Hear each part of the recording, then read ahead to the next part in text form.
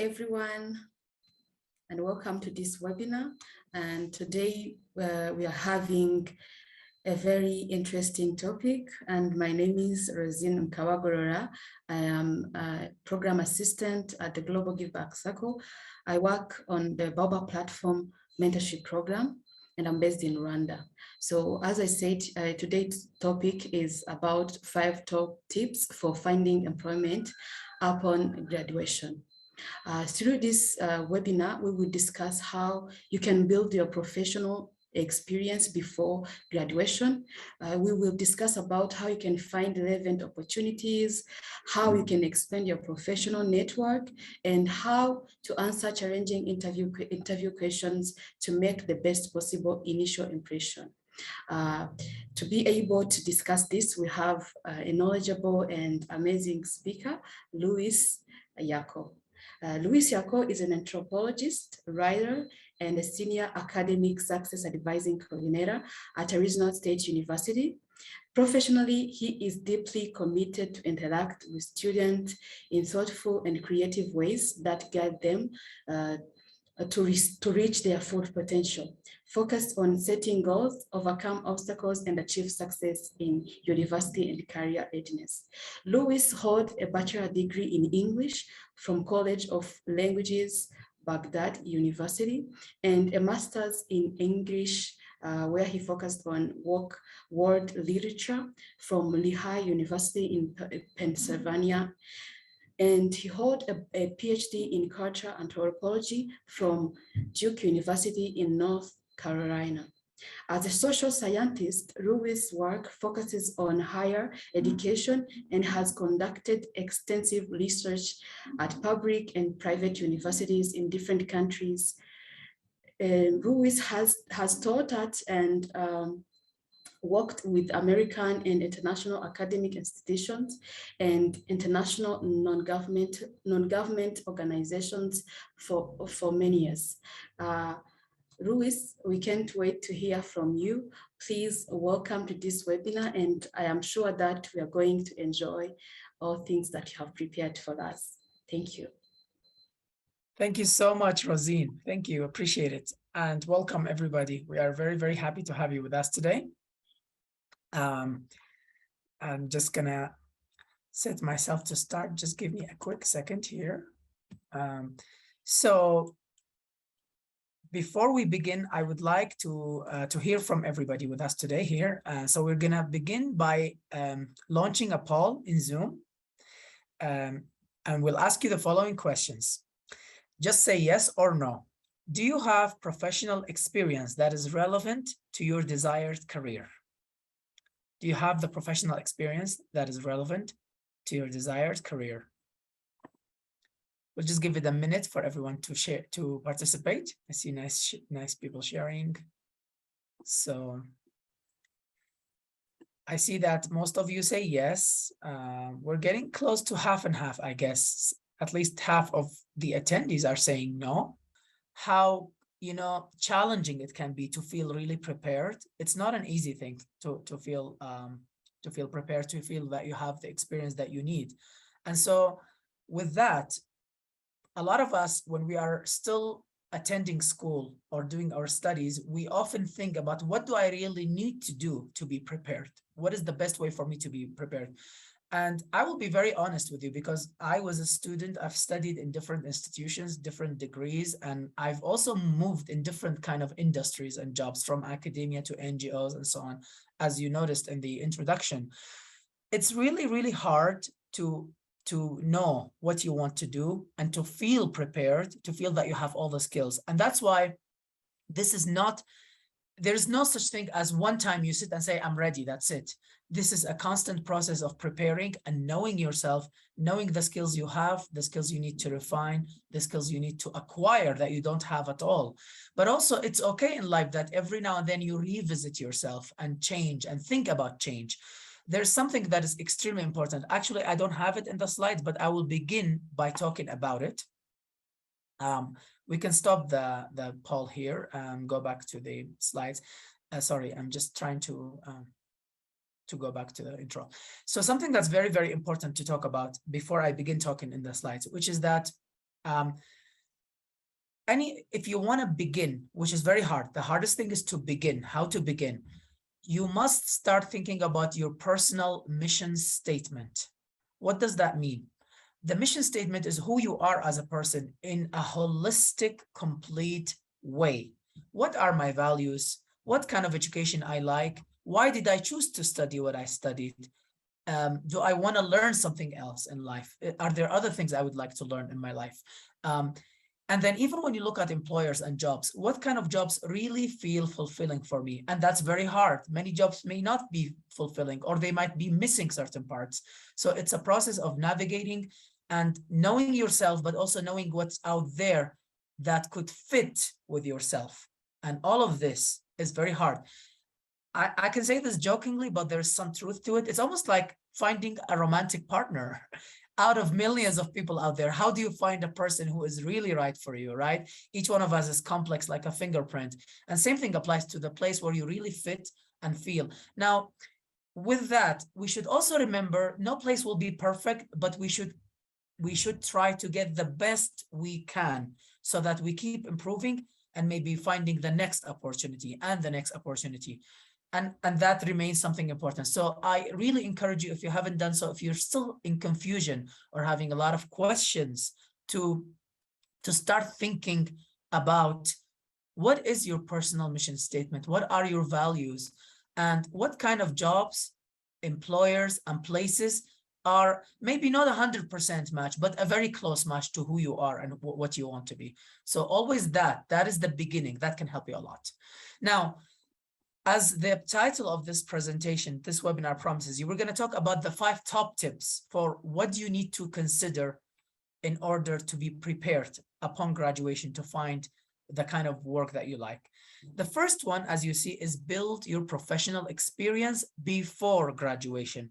And I know some of you might say, well, you know, it sounds like a very simple fact. We know that, but you'll be surprised how many people either knowingly or unintentionally do not prepare themselves. They wait almost until last minute. So what I'm saying here, we need to do everything we can while we're studying. And I'm going to talk more about how to do that, because some of you will say, well, but I'm studying, I'm busy. I mean, I don't have much time. How do I prepare for professional when I'm still doing academic? The question is, and here I call it, if I put it in words so that you can really understand how this works as early as possible, it's to create a bridge between knowing and doing. Create a bridge between knowing and doing. Knowing is the process of studying, the process of acquiring skills, academic, knowledge, education. But knowing doesn't mean much without doing. How can I turn the knowing into doing, right? And there are many ways to do that. So summer employment, internships, volunteering work, they don't have to be 100% match, again, to everything that you want to do. Leadership positions, sometimes within student organizations in your schools, sometimes somewhere else. It could be even in church, in a religious community, wherever you belong. Many people take roles and do work. And the work could be meaningful. It could, it could improve their people skills, communication skills, even dealing with difficulties and challenges and resolving problems, resolving conflicts, right?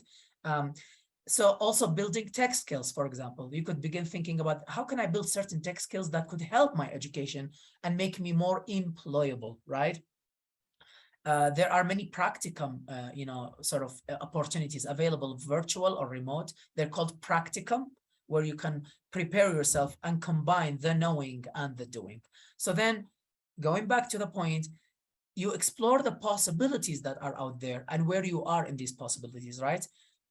This is being a student when you're studying, whether university, whether you're doing vocational, and whatever you're doing, whatever kind of education or training you're getting, this is the time for you to begin combining the knowing and the doing.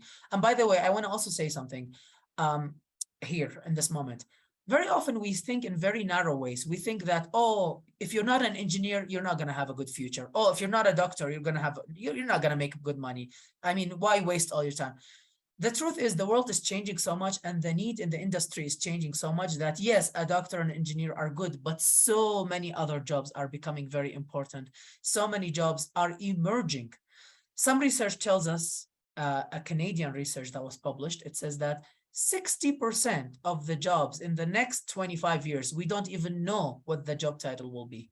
What that means, things are changing very fast, new jobs are emerging, and to be prepared and knowing who you are, what you want to do in this world, will really help you catch the right opportunity. So then whatever you do, do not underestimate how important it is.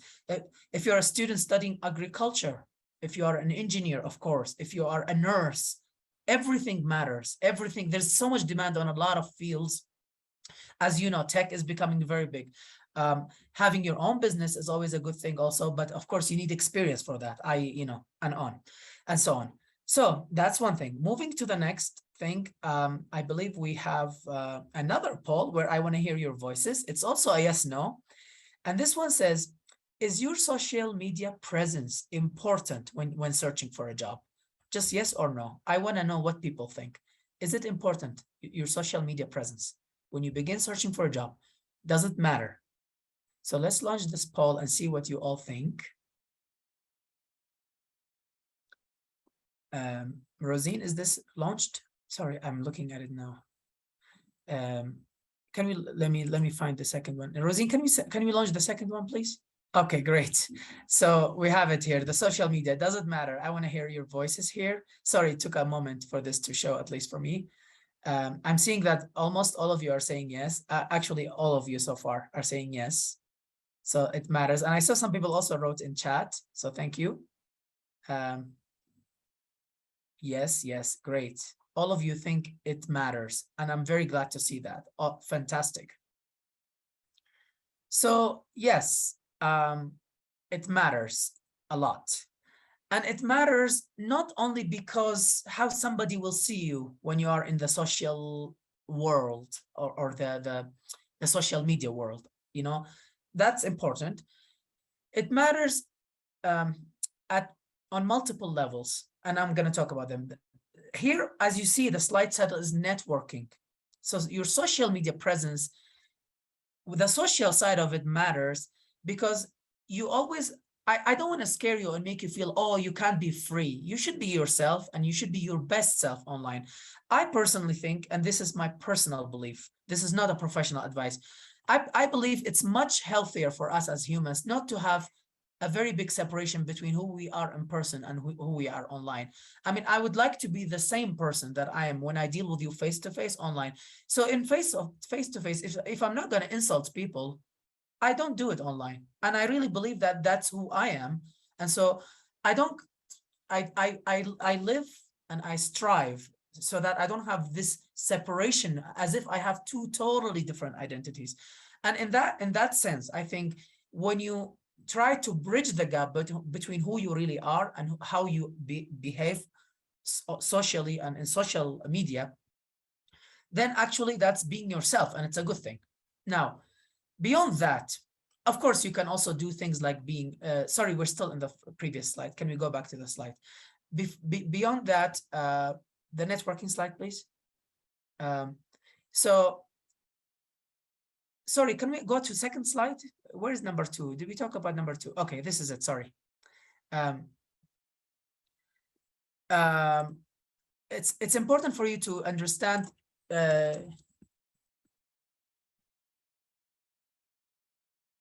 sorry, I was just typing something. It's important for you to know that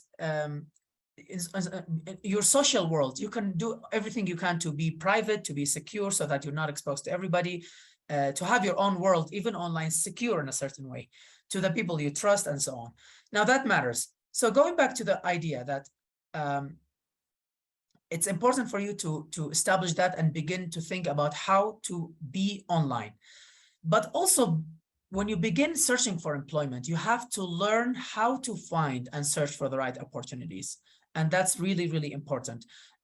So for example, the online presence, being knowledgeable online, also means to know how to search for the popular sites that are out there where you can find jobs.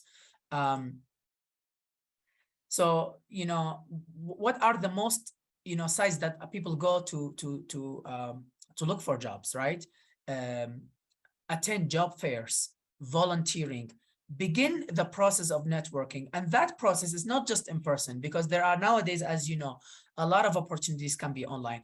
So for example, in the context of the African continent, there are many websites where you can go and look for jobs. For example, the ones that I know and some colleagues have shared with me include opportunitydesk.org, and there is youthop.com, and there is AIECE.org, and there is metacareers.com and careersinafrica.com. I'm going to share these sites with you in chat if they are helpful for some of you.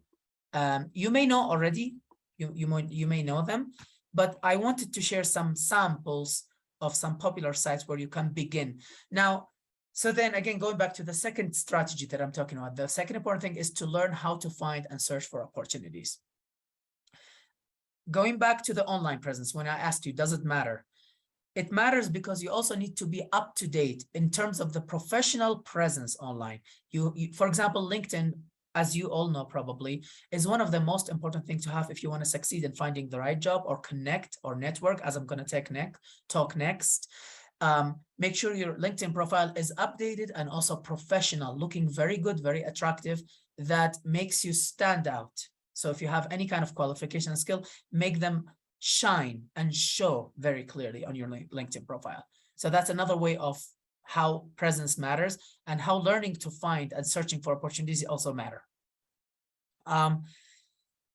Some of you may or may not have this option, but oh, by the way, also, those of you who are in Baobab, which I imagine that's how you are with us, Baobab has also opportunities. They have the opportunities board. And to my knowledge, it's one of the most desired aspects of Baobab. We've heard from so many Baobab users that they have really benefited from the opportunities posted there, and they've helped them academically and in terms of careers professionally.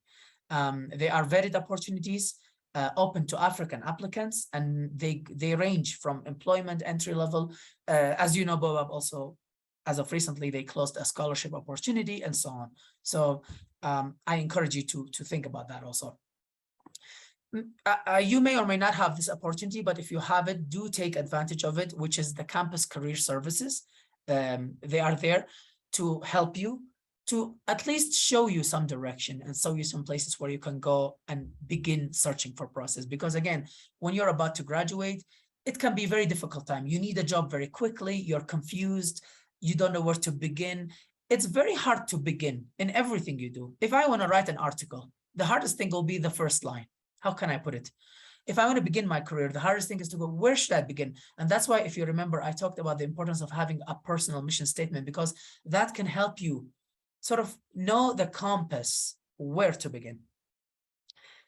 Contacting university alumni can be useful, people who have graduated from your university or wherever you are studying or whatever, because they have knowledge and they were before you, and they can show you how they benefited from the knowledge or the degrees that they acquired, or the training, whatever that training is. So having what was called informational interview can be extremely useful. You sit with people and tell them, how was your experience when you applied for this job? What did they ask you? So far, do you think that was the right choice you made? What do you advise me if I want to do this? And so on. So finding that can be very, very helpful. If you have mentors, if you have friends that you trust, some of you in Baobab, you have mentors also, mentorships. You can always, talk to your mentors and ask them difficult questions and what is challenging for you and so on.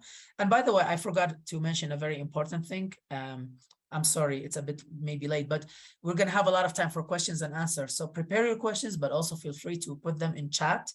Whenever you think of any question, put it in chat or prepare it somehow, and we're going to come back and have a lot of time to ask questions, and I'll be answering questions. I see somebody asked a question, so we'll come back to you to that question.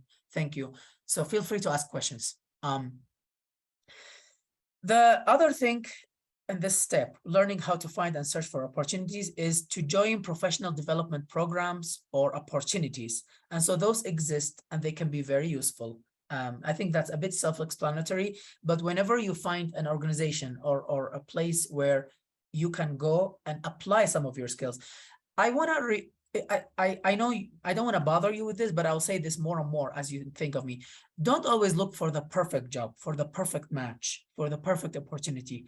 If any opportunity allows you to use some of your skills, then you're fine. That is already something very good. So always be open that sometimes things are not 100%, but they can really give you a lot. And in that sense, in that spirit, you should also try. And obviously, don't go very opposite of what you're doing or something that is totally useless, not related to what you want to be, but also think about the skills and the things that you will learn and the experience. So always consider that.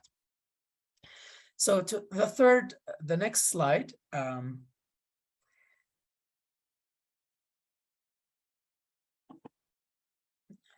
I began talking about this, and I think it's okay that I began already because networking is extremely important, so much that a lot of job professionals, they have specific webinars dedicated for networking because I like to be very honest always in my webinars. You know, many people, they hear it all the time, but they don't do it, or they don't know how to do it, or they don't do it right. So, and I understand there are a lot of things that are thrown around, a lot of concepts, you know, networking, creativity, innovation. Sometimes they get used so much, but you don't know exactly how to do them or how to do them right, or what do they really mean. Now, networking is much, you know, it's not to make it very complicated. It simply means to know how to approach and connect the kind of people that will be the right people to connect with. They will show you, they will guide you, they will, sometimes they may not, obviously they're not the people who will find you a job always. They may or may not be those kind of people, but they can always give you a piece of the puzzle. They can give you a piece or two or three pieces, or even sometimes they might end up finding you a job, or they have a job. So approach people who are close to your skills, to your field, to your industry, and sometimes even to the causes, going back to the personal mission statement, to the causes that you care about. Because people who care about what you care, even if they're causes or values, they very likely will work in areas that will be important for you. And so when they know you, they will think, even if they don't have an opportunity today, after 2 weeks, a job opens and they will say, oh, I remember this person. They believe in all of this stuff. They're very passionate about it. Let me ask them and see if they're interested. And I cannot tell you how much this happens.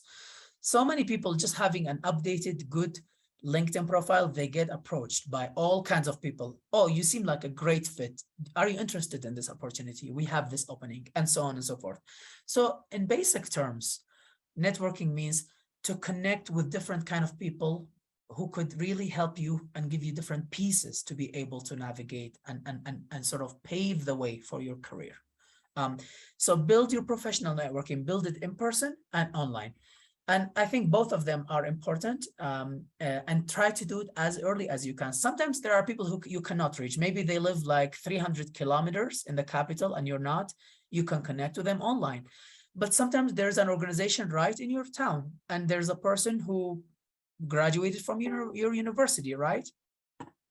Or all kinds of situations where they are close. You could actually arrange a meeting in person, or you could meet them just by chance. You know, maybe you went to somewhere like, you know, and met them by chance in an event, or, you know, a worship space. So that could happen. So be prepared and be open for that. In terms of where you study, wherever you study, always begin with your professors, with your teacher. As I mentioned, alumni, people who graduated from your university, could be very useful to give you a lot of information. And then student organizations can be helpful. If you do volunteer work, you have no idea how many connections you can begin to make. And many people say, oh my God, volunteering work, is it really useful? I don't even make money when I volunteer. Is it a waste of time? And I really understand, especially people who have concerns about volunteering. I understand, especially if you are, you know, not all of us have the same financial means. Some of us, we really need a job, right? Some of us need some money quickly. But if you can, even for a short period of time while you're still studying, if you volunteer think of it, it may not be a financial value, but it can be a much bigger value, which is connecting with people who can open all kinds of doors for you. Now, these people might never meet you otherwise. You might never get to know them. So think about that also. And the last point, which I already talked about, also, I'm going to repeat it because it's super important. Ask friends that you trust, colleagues, what are they thinking? What are they doing? What are the skills out there? Ask about different insights, and don't copy people, but learn from them and see what works for you according to your personal mission statement. And then mentors, including, I know many of you have Baobab mentors, so make sure to take advantage of that. It's a really important thing. There are many, many ways. To benefit from mentors. For example, as I mentioned, informational interviews can be very helpful. And then you can talk about your challenges with your mentors. You can talk about what is your journey, what are you planning to do, and so on. And the last thing before I move on to the next slide is,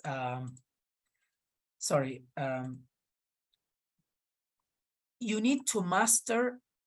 Again, you will see this is connected to the personal mission statement, which I mentioned at the beginning. I'll keep coming back to it.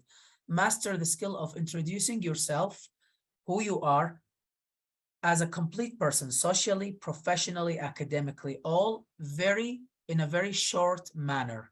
In English, in the Western world, they call it the elevator pitch, which means if I'm with you in the elevator from floor number 1 to floor number 6, how can I quickly tell you that what I am, who I am as a person, in a very short period of time? So this is a metaphor. It's not literally an elevator time. Elevator time could be very short sometimes, right? Now, what it means really as a metaphor is to have a very short version that is the best version that introduces you to other people, because people could be busy. You could meet them in a very passing manner, and you want to say something that captures you, but also makes you memorable to remember. So that's another way for you to master networking and all of that. And lastly, mentors. I'm going to talk on the next slide about mentorship. It's really, really important because many of us don't sometimes realize the value of mentorship. We underestimate it. So I literally called the slide, "Do not underestimate mentoring." Why? Mentors are crucial for networking and professional planning. So this is part of this step that I'm talking about in the previous slide. They are really crucial because they could help you connect with people. They could show you how to network, give you strategies and skills, and help you plan your professional life. And that's the whole point of having a mentor. Do not be shy about sharing the challenges, the difficulties, the confusion. Sometimes say, "Oh, I don't know what this is about. What does it mean to do this?" So a mentor is that person who can help you. They've been there, they have the experience.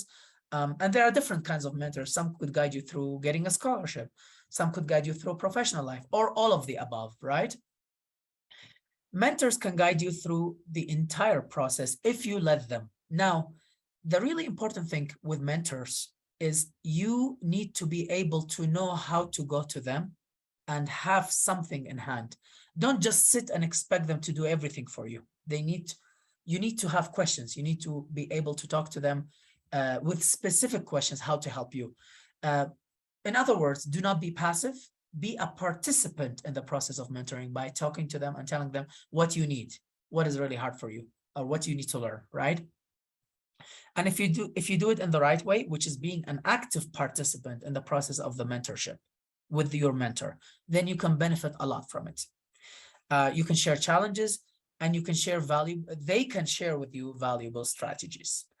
Don't forget to keep writing your questions, please, in chat, so that when we get to the question part, we can discuss them. Now we have another poll where I want to hear from you, and this time we're going to just chat.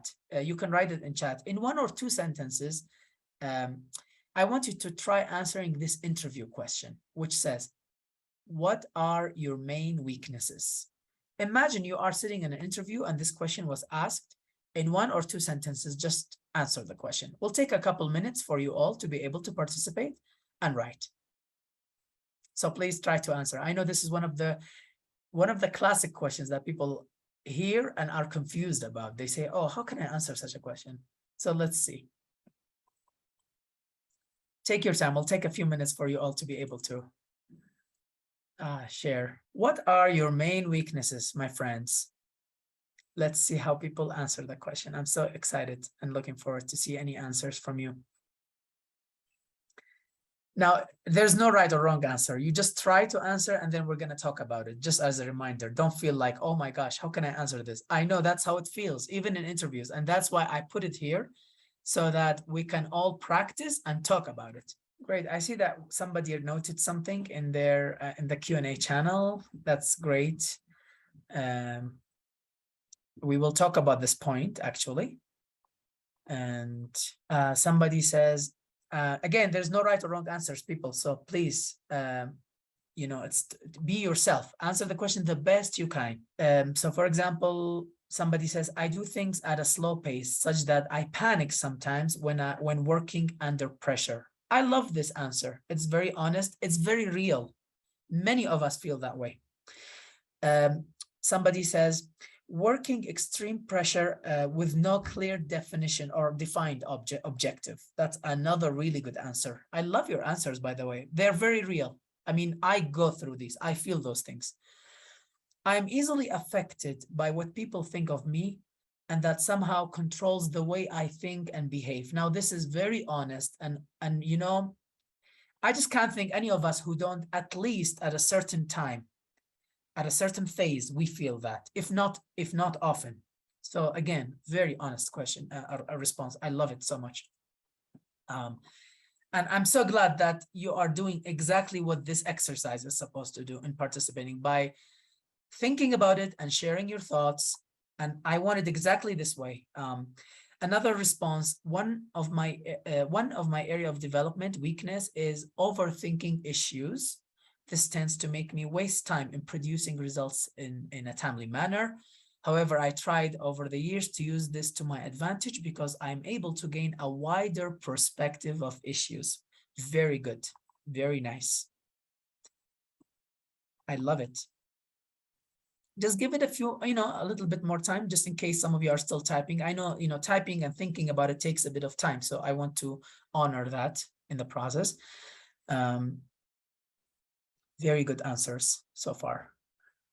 I don't know if somebody wrote in the Q&A channel if they're responding to this or not, but we can also talk about it as a question. We're going to talk about all of this. Another respondent from our dear attendee says, I sometimes handle stress poorly and I don't like open rebuke. And you are right. Who likes open rebuke, right? And I think a good manager or a good colleague would never do that, but sometimes they do, right? So it's a very legitimate, you know, sort of concern. And sadly, it does happen in the world, right? Just waiting a few more seconds if people have more. And by the way, I also know that some of you may not have a stable internet connection sometimes, or you might dropping. I see people are dropping and coming back sometimes. So this is recorded and we will make it available for those of you who missed certain parts while you were kind of dropping out and coming back. And we understand that it happens a lot, so don't worry about it. So I find working alone easier because I don't easily fit into people's way of doing things. That's a really good response. And I say really good also. Everything you've written has been wonderful because it's very real. And if any employer hears it, they'll say, oh, you're not a good team member, a team player. They will think that, right? So it's really kind of, it's in that very sensitive area of you being honest, and this is important, but also it's in the area of, oh my gosh, so you can't work with teams? That's how they will think. Now, that's exactly why I wanted to do this exercise, to see how you're writing and what does it mean? How do things?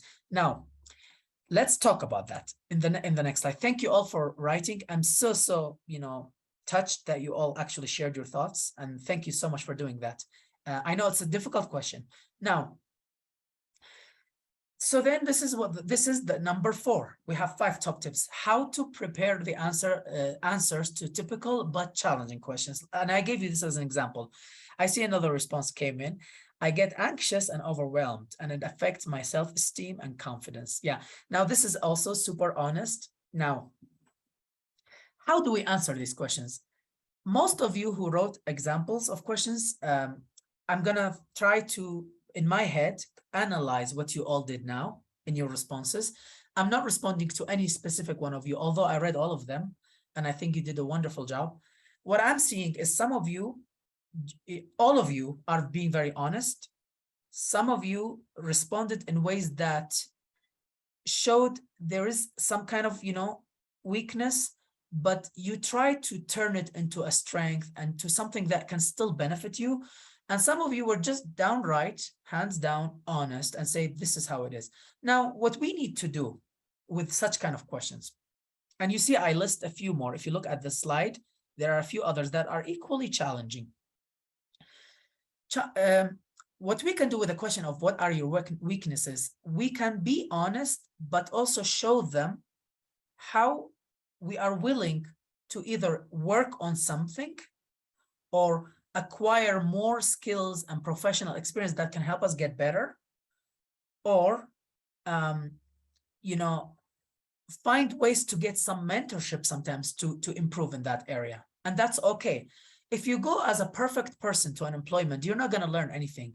Every employer, especially if they are a good employer, they know that when you go, that it's a mutual process. It's a two-way street. It's not only you giving them. They should also teach you something in return. And sometimes in an interview, it's okay to show them somehow that I like this job because it's going to help me get better in this area. And I like this job because I have the skill, I can give it to you. So you're showing them what you have to give, which is what they want, but also they will be happy to see that you can also take from them. You're going to learn from them.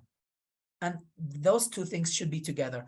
So my big point here, in any challenging question, including weakness, when you answer, try to show if there's something that is a challenge for you, you're willing to work on it, and you're excited that this employment or this employer or this position will help you get better at it, because then you can give one or two reasons why this position will help you get better at this.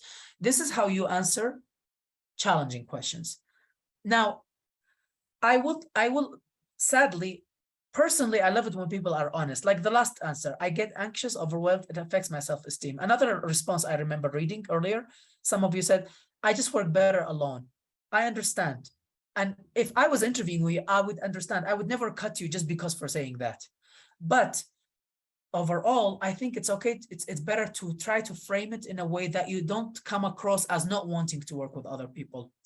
So how do you do that? So for example, the question of team player, if we want to be logical and smart, what does it mean to work alone or with people?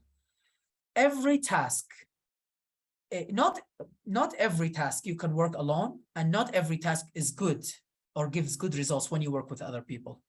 And most of the tasks, if you really work and have experience, they go through processes and phases where you might begin thinking alone about an idea, take it to your boss presents it to the team could give you good ideas, and you go back alone, think about them and add to them or remove, and then go back and say, oh, here's the product after I hear from all of you, right?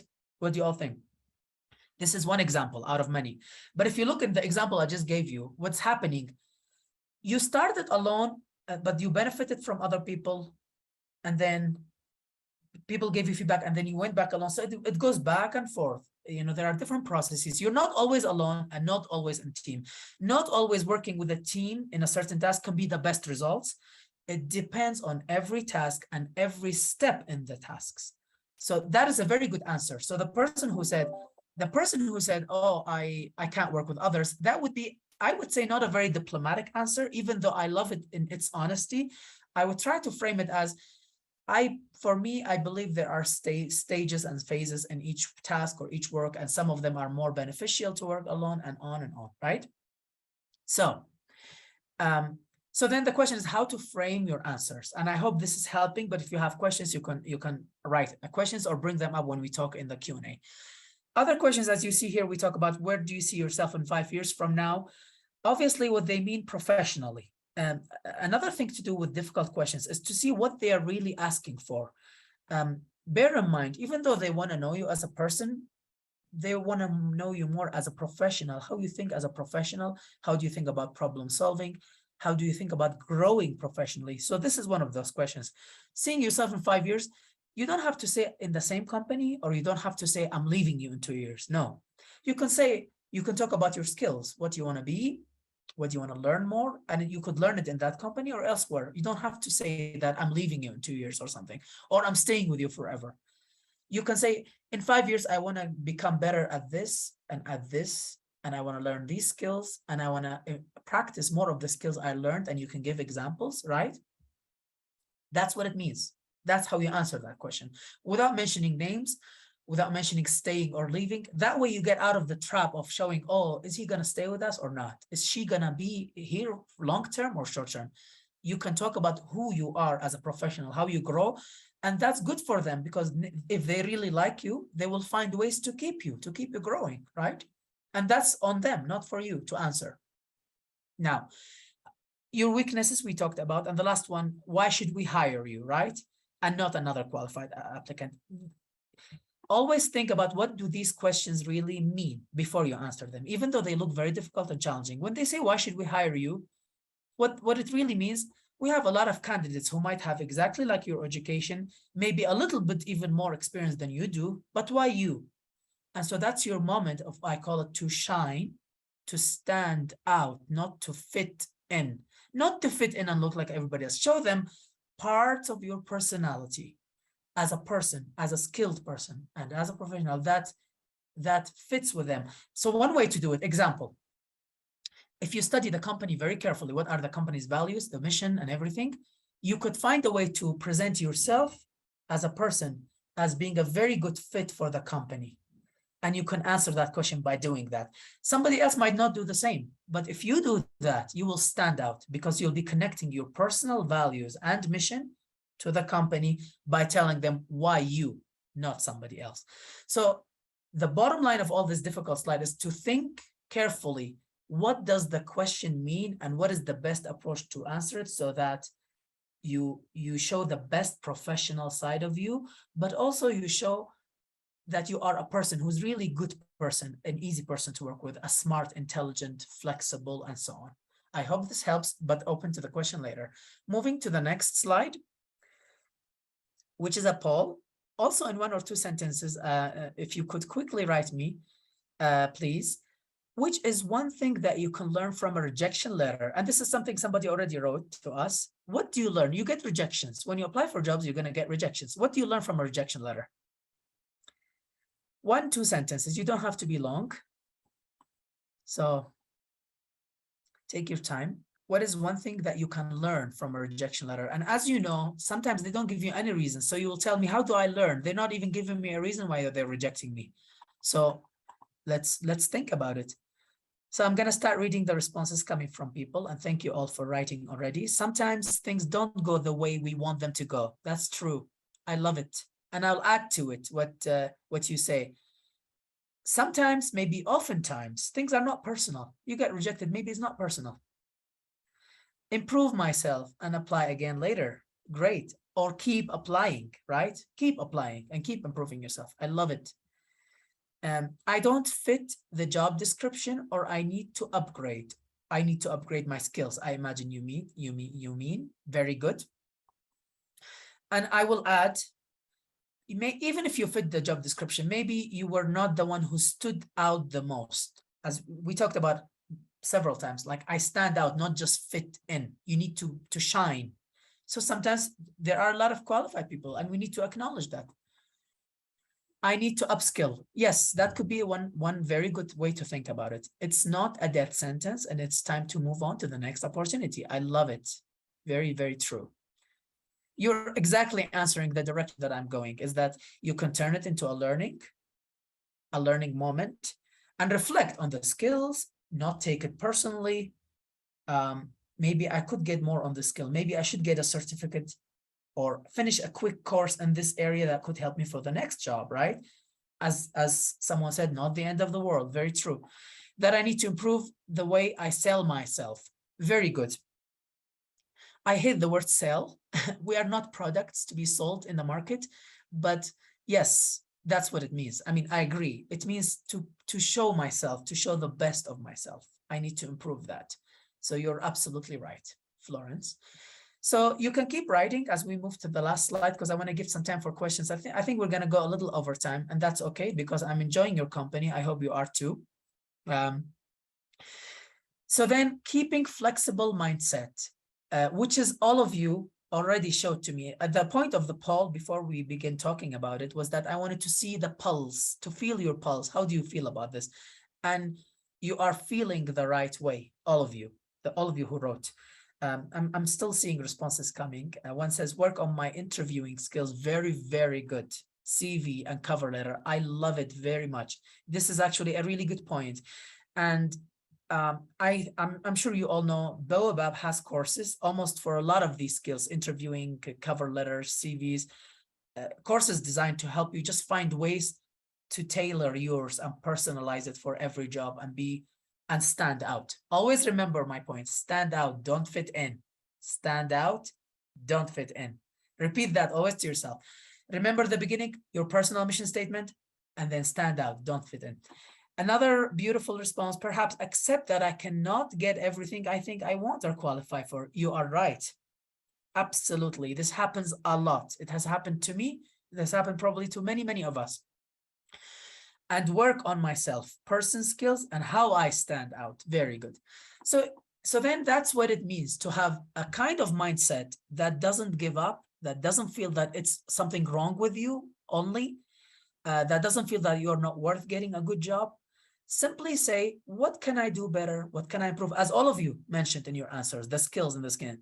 Set a daily goal to submit a certain number of job applications, no matter what. So this is really important. Tell yourself, every day I'll try to apply to at least 2 or 3 jobs. Now, sometimes there are no jobs like on a given day, and that's okay. But, sometimes in a week, you can end up applying to 6 jobs only because there weren't others that you really wanted, and that's okay. But if there are a number of opportunities, make a point of saying, my mindset tells me I'm going to stick to the point of doing at least applying to 2 to 3 jobs a day if I find them. Stay positive. And I'm careful with the word positive. I don't want positive to mean ignoring reality and not being realistic. Very often the word positive gets used in a way that I don't like, which is almost make you feel unrealistic. You just have to be happy in a silly way. No, positive means believing in yourself, knowing what your compass is, what your values are, and acknowledging there are difficulties and acknowledging there are things you could do better. And in that spirit, keep working until the right thing works for you. And it can be hard. That's why I'm careful with positive, because sometimes it can be very hard. And not like being able to be strong enough to go through that hard phase is okay. That's what I mean by being positive, not just being silly, oh, happy, it's going to be all right. No, not that kind of mentality. But stay positive when you're faced with rejection, knowing that it may not be personal. It may not be about you at all. It may not even be about your interviewing skills or your CV. Everything you mentioned is right, but it may not even be any of that. It may be just something else, right? And that's okay. And learn how to think about feedback even when you don't receive it. And your responses and to the poll I just gave captured this point perfectly. You all showed me that I need to think about my skills. Some of you said I need to upskill, and you're right. Some of you said I need to interview my people skills, my interviews. You are right. This is what this point is about. Now, how can I may not receive feedback, but still think for myself, what could it be that I could have done better? Which means being self-critical. Sometimes it's okay to be self-critical and to reflect. And you captured it very well in your answers. And thank you so much for responding. These were the 5 top important things I think you all should think about. And, I've done a lot of research on those, and I've worked with students and people a lot in the past to be able to prepare yourself. And now we come to the last part of this, the next slide, which is yours. Thank you. And we're going to ask questions. But before I begin with questions, I think my colleague, Rosine has a few announcements, quick announcements to make. I hand it to you, Rosine. First of all, thank you so much for this amazing presentation. This was really eye-opening. And I would just like to ask the audience to ask question in case you have any question. If you want to speak, just like let us know, but you can use the chat. And also, if you discussed about the mentorship and everything, that how it's important. If you're not registered yet, you can apply. The application is currently open. And yeah, I think that's it. Yeah. Great. And again, Baobab still has the mentorship opportunities available for you, as Rosine said. And so make sure to take advantage of them, because I really think they are important for all of you to consider. And we will also have another event coming up where I will be speaking. And sorry, one second. I'm trying to see. We have another event coming next month. We're going to have events for November and December where I'll be giving webinars and talking more about interviewing and jobs and professional, preparing yourself professional. And in December, I have a webinar designed for you all that is focusing on the art of writing, how to think about writing, how to write well. So in December, I'll be delivering one which covers creative writing, academic writing, and technical/professional writing. So for those of you who really are interested in those topics, I recommend it for you. You will love it. It will be very beautiful and interactive. We will be talking like we did today. And at the end of this webinar, there will be a post-survey webinar. So I really, really hope that you will fill that survey, because when you answer questions, it helps us see what was good for you, what we can do better, what we can improve, what kind of things you want to see more, because we like to tailor events so that they benefit you in the most possible way. So please consider filling out our post-webinar survey. Rosine, for questions, what do we have for questions? I see one question here. It says, please explain to us, how can one stay positive after being rejected, and how to deal with that reality? And basically, thank you for asking this question. And if you haven't, like, if it wasn't clear enough in the slide that I talked about it, is that don't think about rejection as a personal attack to you. That's the only way you can stay positive about it. Think about rejection, even if you don't get feedback, and very often you don't get feedback, in different layers. For example, think of it as, maybe I need more skills, as many of you said. So what are they? Look at the job posts. Sometimes you can practice by looking at job openings from across the spectrum for what kind of jobs you want to apply to, and see what they want for skills, and tell yourself which ones I have, and how can I demonstrate in an interview that I have them, which ones I have but I'm not strong enough. And then in an interview, I can tell them that I love this skill, I have it, but I want to improve it, and this job will help me, and they will like that. But also identify which skills you really don't have and the job wants it. And if you see these skills coming over and over again, that means you're wanting jobs that have some skills that you don't have yet. That means you could find ways to improve and learn these skills. You could go, there are a lot of free courses nowadays. There's a lot of videos and books available, and you can ask your mentors. You can ask people, your educators, what is the best book you recommend for me to improve in project management, or improve in communication, or managing people, right? And so on. So that's one. I think there was a question in chat about, I want to go back to it. I don't want to forget it. It's how to, I'm just going back a bit in chat to make sure that I don't miss the question. It said something about job opportunities.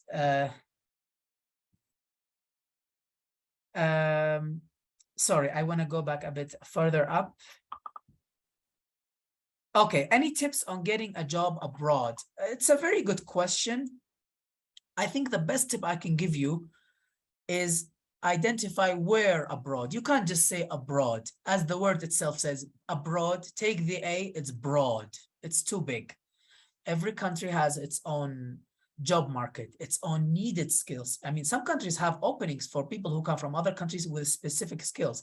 I mean, I know examples, Canada, New Zealand, even the UK. I read recently in the UK, they have a shortage in specific skills. I don't remember them by heart. I read the whole article like a few weeks ago. But if you want a country, identify a country and look look at jobs most needed in the UK or in New Zealand, examples, or in any country, whatever country you think, in Kenya, in South Africa. See what are the skills needed with the jobs and see whether you fit them or you are interested in them. And if the answer is yes, then you can begin your way of finding ways to apply. So that's the best advice I can give you. You need to identify the country. And when you identify the country where you are, I don't advise you to blindly say, I just want to go abroad. That's not a helpful strategy. The broader the strategy, the more likely it's going to fail. You have to be specific and be strategic about it, right? So that's what I think is going to be really good to do. Somebody said, I hope the recording will be made available for us. Yes, it will be. And thank you for reminding us of that. And the other, please, how to answer questions. Why do you think we should hire you instead of other colleagues? So as I said, you should, with this question, you should answer them by connecting who you are professionally and personally, your values. Remember, I talked a lot about your personal mission statement. Who are you? Who are you academically, professionally, and personally? Personally, I don't mean something very personal, right? I mean personally as a person in this world. What kind of causes you care about? What kind of things you want to change? What kind of things you want to contribute to? Connect those after reading the company or the place's mission, and every company on their website nowadays have mission, values. They call mission and vision. What is their vision? And find a way to see how the two connect. And that can help you answering a question, why should we hire you? You'll say, because I'm a person who cares about this and this and this, and I know your company is very interested in X, Y, and Z. So I feel I'm a person who could come and contribute to this because, give a few more reasons. That's the best way to answer it. I see my colleague Rosine posted the mentorship app. I'm seeing a lot of questions also. There's application for the mentees. So if you want to join the mentorship program, go ahead and apply. Yeah. Did we post the survey link, Rosine? Can we please post that, Rosine or Tiffany? I don't want to forget about that. Another question is, I need job opportunity after school. I worked with some organizations as a either social media marketer or coordinator. I have a background in communication studies and would love any communication related role or any other available opportunity. If you have any opportunity, kindly share with me. Thank you so much. We appreciate this. We collect all these things, and the best thing I can tell you, the person, which is Rosemary, for your question, is keep an eye on the Baobab announcements where they share a lot of opportunities related to jobs, as well as scholarships and mentorship and all kinds of opportunities. So keep an eye, because that is a place where we share with all of you. How does the mentorship program look like? One second. How does the mentorship program look like? Can you speak to that a bit, Rosine or Tiffany? I think they know more about that. They've worked a bit longer than me in that area. And when do you get a response to the mentorship program? Sure, I'll speak to that. Yes, so the mentorship program is one-to-one matching with someone either based in Africa who has worked in Africa for 3 to 5 years. We look at your application in full, in your preferences in terms of what your career is, maybe what your mentorship goals are, and what your language is. If you need someone who speaks English or French, we recruit actively both French and English speaking mentors. And so we are accepting applications now through the end of November. During the month of December, that's when we evaluate the applications and when the matching process takes place. And we hope to have everyone matched with a mentor at the beginning of 2023.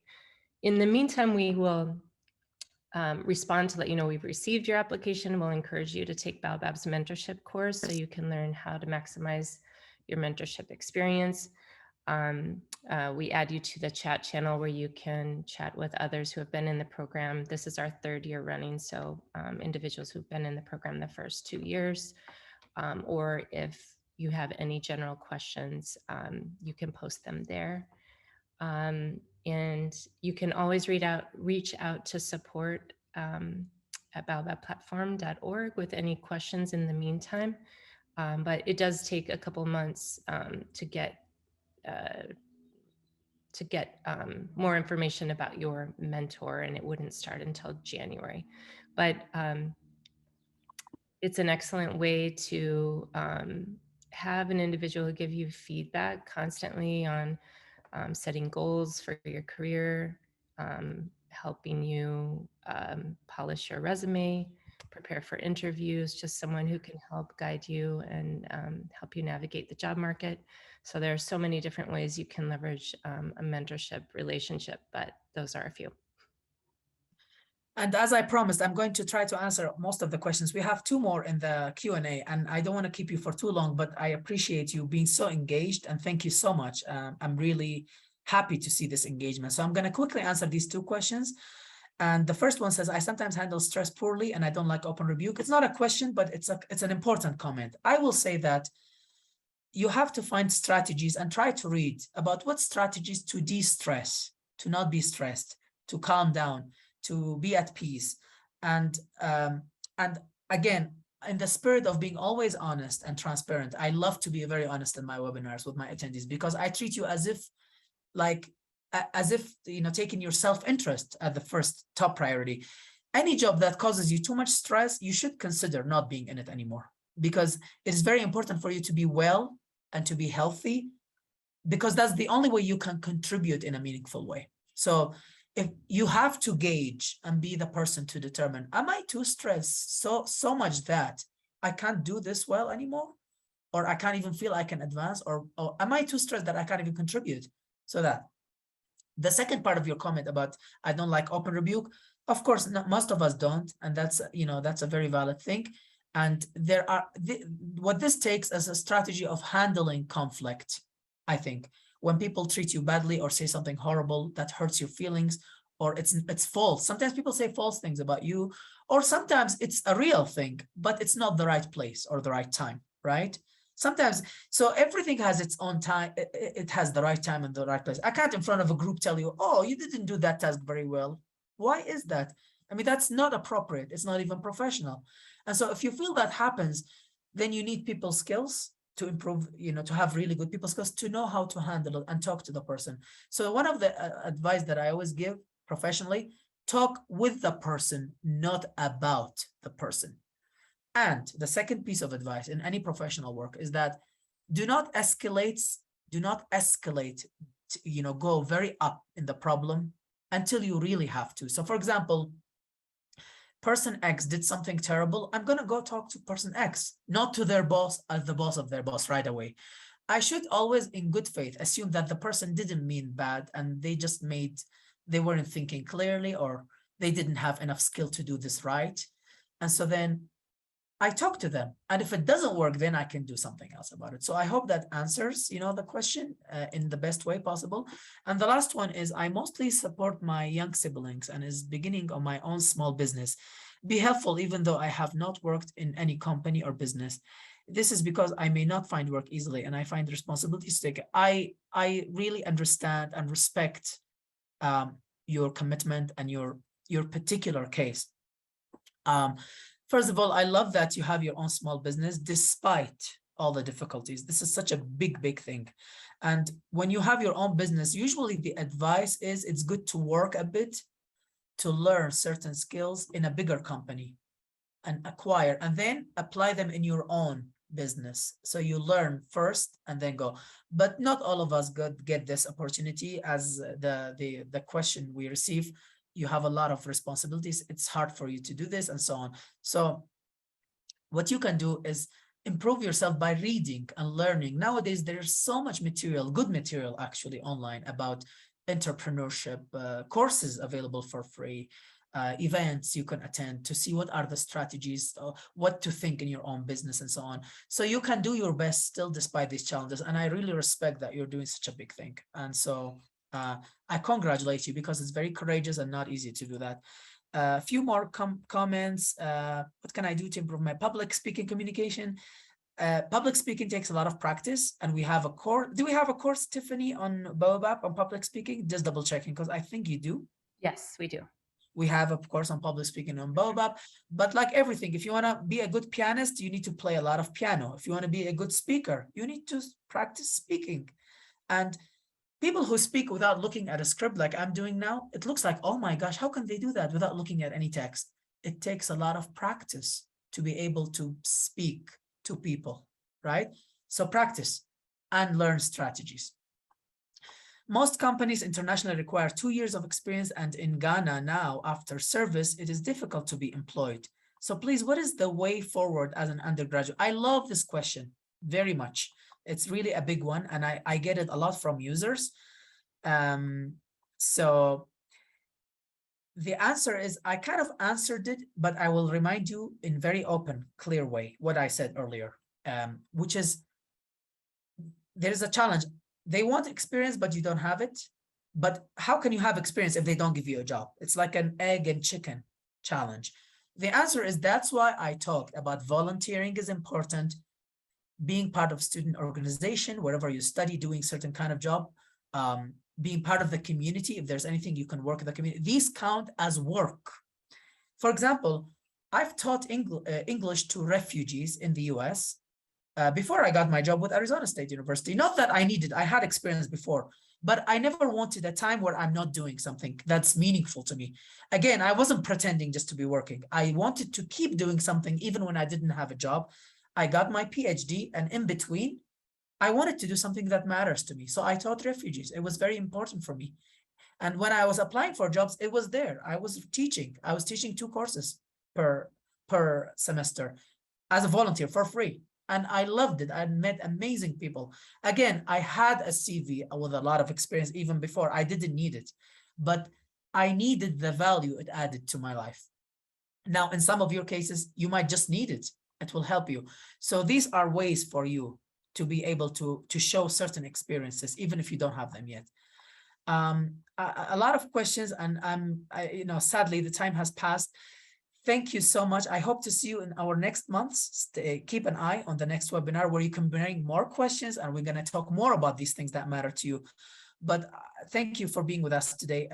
And I hope you enjoyed this talk, if you found it useful. And we have, it was really a pleasure to be with you. So thank you so much. And we hope to see you again in future events. Thank you so much, Louis. Thank you, everyone, for joining us. And I hope you can just go on Baobab and explore the opportunity. I got the job from there, by the way, so you see that you can get it in just right after the graduation. So thank you so much. Don't wait until the last minute. You and I, we're breaking bounds on Baobab.